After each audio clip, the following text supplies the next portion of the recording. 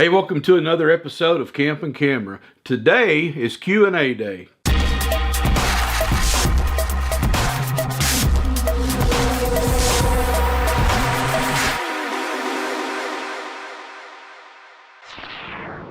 Hey, welcome back to the channel, everyone. If this is your first time here, welcome aboard. And if you're a repeat watcher, welcome back. For those of you who are new around here, we built earlier this year a teardrop camper we call the Camp Easy 5945.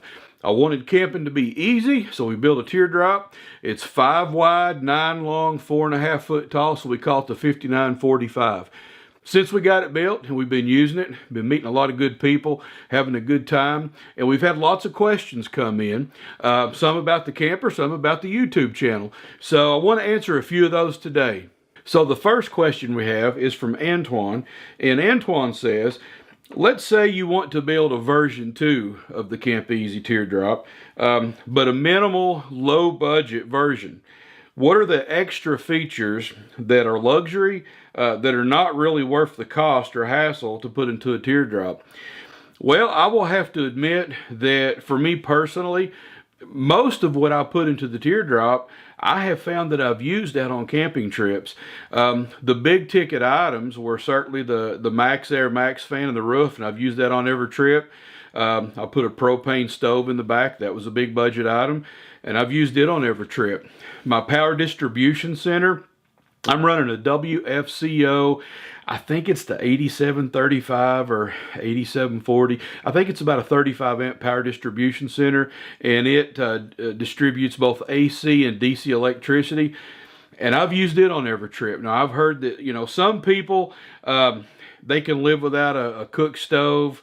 You know, maybe they'll just eat cold meals. Some people say they don't need a fan. I don't know. I use all this stuff. So as far as luxury features, if I had to come down to one thing, I could probably live without the kitchen sink. I do use it, and I have used it on pretty much every trip, but a water jug with a little spigot on the bottom would do just the same thing. So if I had to narrow it down to one thing, probably the kitchen sink. So the next question comes from Christopher, and Christopher says, what's the coldest temps that you've camped in, and did you have any trouble with the air struts on your galley hatch?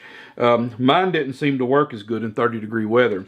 Now, for those of you who may not know what the struts are, the galley hatch is the, I guess you call it the trunk lid on the back of the camper that opens up and it reveals the kitchen area, or the galley as teardroppers call it. And the struts are the 2 gas arms, one on either side, that help to raise that heavy hatch and keep it open. I have camped in 30s. I don't want to say 30 degree. It was probably the mid to upper 30s. And I had no issues with mine. Now, I know that water freezes at 32, so I need to take it back out under 32 degrees and see if there's any issues. But so far in the mid to high 30s, I haven't noticed a problem. So Brian asks, when will you be including more camera episodes? Well, I will say that whenever I named the channel Camp and Camera, I did that for kind of a strategic reason. Primarily, it is about camping, and obviously I built a teardrop camper, and I hope to, you know, show more of that. I hope to show a cargo trailer conversion, and I have a full-size camper too that I'll be showing. But I do have a passion for photography, and if you go back, you'll see that there are some episodes that are just photography related. As a matter of fact, I have a playlist that you can click for my photography episodes, and I will probably do an episode or 2 over the next few months that's specific to photography, and I will try to incorporate a little bit of that, more of that, in my camping trips. So the next question comes from Kelly, and it's kind of a funny one. I laughed when I read it a little bit. It says, how often do you hit your head on the galley hatch door? I will say, you know, depending on the angle of the camper, if it's perfectly level, I just barely clear it, so it's not an issue.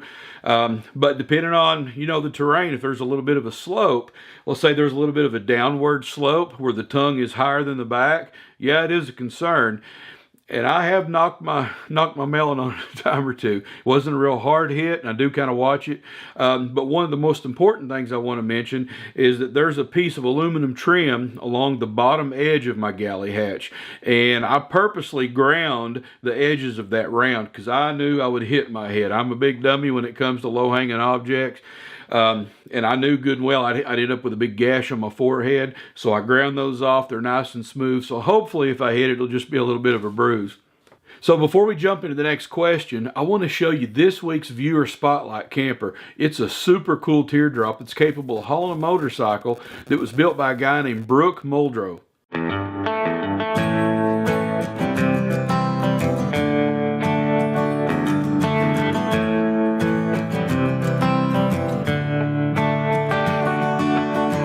So this camper from Brooke Muldrow took 5 months to build. I can't imagine doing something of this magnitude in just 5 months.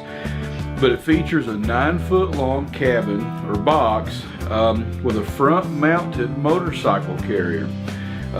Brooke said that he went on a 5,000 mile trip in a previous build that he did and learned a lot about what he liked and what he didn't like about that build. On that one, he didn't have an air conditioner, and he always wanted to ride his motorcycle, but he didn't have it with him. So he said he wanted to build another teardrop, which actually ended up being teardrop number 3 that he built with those features. So you can see the motorcycle front wheel rest in a carriage on casters that is pulled up on the ramp by a winch on the other side of the camper. That's a really neat feature. The camper features 30-inch off-road tires, and Brooke welded up his own frame. It's a really sturdy frame. The all-up weight comes in around 3,400 pounds, so it's a little heavier, but it's also a really large camper. He's using a roof-mounted air conditioner, which is a 13,500 BTU air conditioner. He's got a heat strip, and he said that either one of those, the air conditioner or the heat strip, only has to kick on for just a little bit, and it cools it off or warms it up, just because of the small space. Like I said, he has built 3 teardrops. The first was a traditional teardrop. The second one was a smaller version of this one, and then finally this one. He's taken this one now on a 2,500 mile trip to watch 6 Major League Baseball games, so he's really enjoying this thing. For power, he's using a 45 amp power converter and 2 114 amp batteries that are ran in parallel to preserve 12 volts. And he also supplements that with 100 watts of solar power on the roof, and he has a 1,500 watt power inverter. Now the outside of the camper, if you'll notice, it's kind of a matte color. He had that sprayed with 5 coats of Line-X liner. So there's about an 1/8 coating on the outside. So this is just a phenomenal camper. Brooke, you really did a nice job, buddy. Congratulations. So what'd you think about that? Was that not like just a totally awesome teardrop camper? What a super build. Brooke, you did a fantastic job, buddy. Thanks for letting me show that on the channel. So this next question is going to get me in trouble. This comes from Reno, and Reno says or asks, how long does the Yeti keep your food and drinks cold? So I put a Yeti Cooler in the back of the teardrop, and it's called the Yeti Roadie 20, which I think is a 20 quart cooler. It's the smallest one they make, or it was at the time. And my goal was to keep food and drinks cold for like maybe a 3-day trip. And yeah, it does a super good job of that. What I find though is the key is to make sure that your drinks and your food are cold in the fridge before you ever put them in the cooler. And it doesn't matter how good the cooler is, no matter what brand, who makes it. If you put hot drinks on ice, it's going to melt the ice. I mean, that's just all there is to it. Put the ice in the bottom, put your cold drinks and your cold food in there. The ice will probably be in there for 3 or 4 days. Now, it's going to be a slushy mixture by the end of that 4 days. But you're going to be able to keep food safe and cool, to my experience anyway, for 3 or 4 days. Now, is Yeti the best brand? And I know that's not his question, but there's a lot of debate about who makes the best cooler. I'm one of those guys that I saw everybody comparing different brands against the Yeti, but I didn't see them comparing the Yeti against other brands. So I bought the Yeti. Go ahead and put your comments below. I know you're going to tear me up over that one. So Eric asks, when will you start on your cargo camper? I knew that one was going to come up. Several episodes back, I showed you that we had a cargo trailer, 6x12 cargo trailer, that I used to haul model airplanes in, and I'm just not using it for that right now.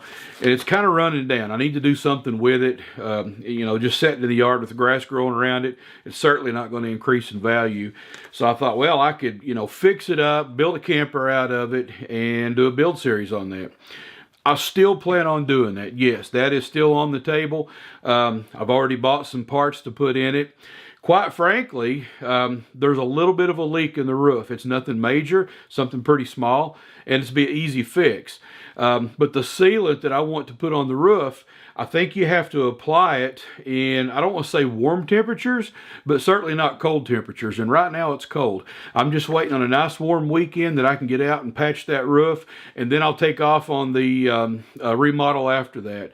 I just don't want to tear into the inside and be putting cabinetry and walls and all that in there if I know there's a leak in the roof. So just weather permitting, we'll get started on it just as soon as we can. So Amy is building a teardrop camper of her own, and she wants to know if I recommend a fridge versus a cooler. Well, we just talked about the Yeti and how long it'll keep food cool, or that's been my experience anyway. It could be different if you're out in the desert or something. If you're going to be gone a couple, 3 days, I find that a Yeti cooler and a bag of ice is wonderful, works great. But that being said, I've got a good friend who did a Dodge Pro Master van conversion, and he put, I can't give you the brand name because I don't remember it, but it's like a chest type 12-volt refrigerator. And he says that it does a fantastic job. I think it's a very low current draw off the battery. So if you're going to be going out for longer periods of time, it would be nice not to have the hassle of having to refill the ice every, you know, probably 3 to 4 days. Now that's saying that you have a good ample power supply for it. Maybe with a solar backup, you know, if you're going to be plugged into shore power. So I would say short term, go with a good cooler. Long term, take a look at those chest top 12-volt refrigerators. So the last question actually comes from several people. I've had several folks say, hey, I've watched your series on YouTube. You know, they've been helpful. You know, putting on the aluminum sheeting, you know, doing the sink, the gas stove, and all those things. But where are the videos on the wall construction and the frame? Well, when I started building the camper, I'll have to admit, I was just building a camper. I just wanted a camper to take back into the mountains on photography trips. And YouTube was the last thing on my mind. I brought the frame in the shop. I got the walls up. I got the roof on. And I thought, hey, you know, wouldn't it be cool to document this thing? So that's when I started the channel. So I don't have episodes from the very first. Now, I did photograph everything extensively. So I've got photos all the way back till I went and picked up the trailer frame. But as far as videos and, you know, in the YouTube series, I started a little bit late in the build.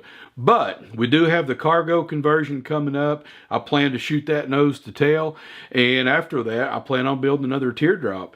And yeah, we'll be doing that thing from the ground up. So you'll get to see the whole process. So thanks for hanging in there with me as long as you have. Thanks for watching the videos of the build that I do have available. And again, those are on a playlist. You can go back and watch all those if you haven't seen them. So hope those are some answers to some questions that you had. Appreciate you being here. If you like this episode, give me a thumbs up. Subscribe if you want to come back. Heck, share this thing. All that really helps the channel outgrow. So until next time, take care. We'll see you on the road.